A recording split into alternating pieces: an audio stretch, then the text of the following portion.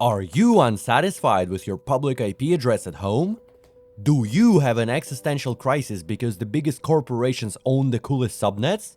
Beware, you might not even realize that your IP address and your subnet actually slaps! This is the video that'll turn your life around and give your horrible public IP the second chance it deserves. Hell yeah! Oh yeah! Let me tell you, the IP address you saw in the thumbnail is 1,000,000,001. The IP address above it is 10,000,000,001 and the IP below it is 100,000,001. What exactly do I mean by this? The IP address is actually an integer, and to be more precise, it's a 32-bit integer. Which means there are only approximately 4 billion IP addresses in total. This is why we have network address translation and local subnets, because there are clearly more than 4 billion devices on planet Earth, and we need to identify them online somehow. This is also why you can theoretically express the IP address as a number, and moreover, you can also write all of them down sequentially, and you can count to 4 billion and something and essentially list every single IP address out there. The dots are there for convenience sake only.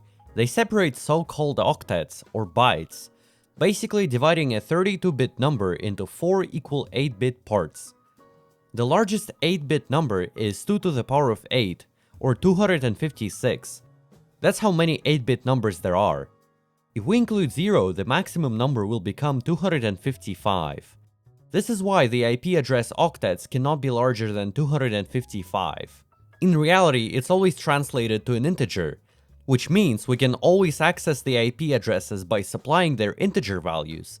This works in browsers, in consoles, and everything else. That means the Cloudflare Quad 1 IP sucks, because in reality it's 16,843,009. This sucks.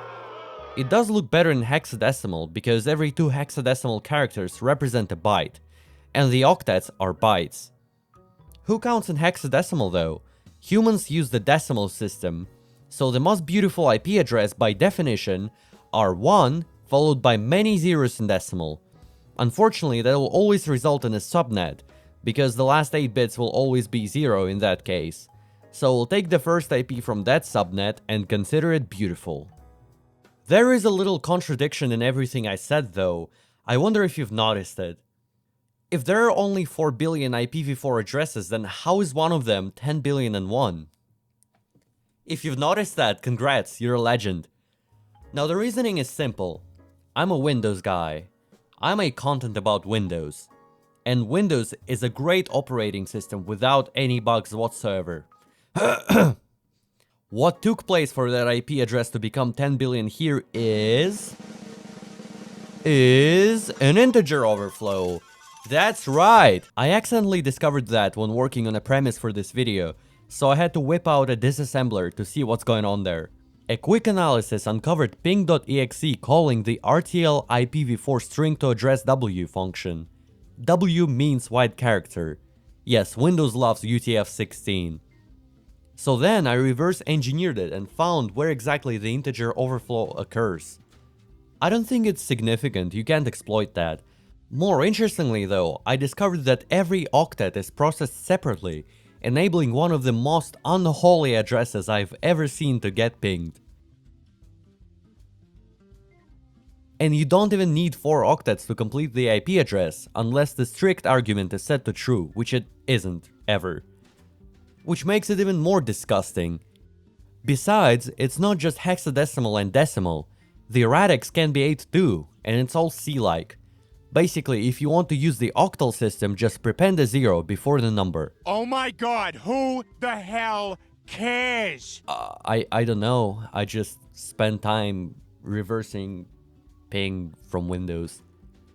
Anyways, theoretically with an integer overflow, every subnet IP is beautiful, but I still have no clue when it works and when it doesn't. And to be fair, I don't really care to dig deeper. There are only 2 truly beautiful IPs. 100 million and 1 billion. 10 billion will only work with an integer overflow, and 10 million isn't enough to fill in the first high-order octet. Honorable mentions? Every digit from 1 to 9. That is a valid IP address, but I can't ping it. Probably has ICMP turned off. Another one which I can ping is every digit from 0 to 9. If you own that IP address or a subnet, well, congrats I guess.